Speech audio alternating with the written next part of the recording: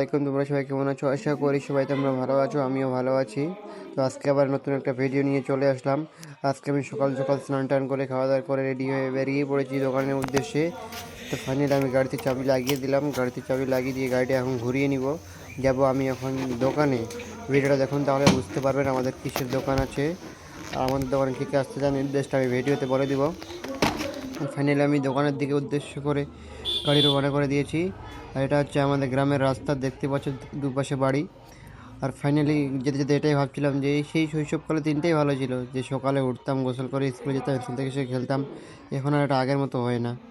এখন সকালে উঠে কাজে যাও, কাজ থেকে রাতে বাড়িতে আসো, বাড়ি থেকে খাওয়া দাওয়া ঘুমাও, সকালে উঠে কাজে যাও।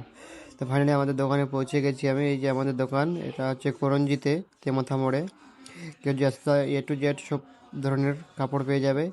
এটা আমাদের দোকান। যদি আমার ভিডিও দেখে আসো তাহলে 50% ডিসকাউন্ট থাকবে কাপড়ে। টাটা, গুড বাই আজকে এখান থেকে। আসসালামু আলাইকুম।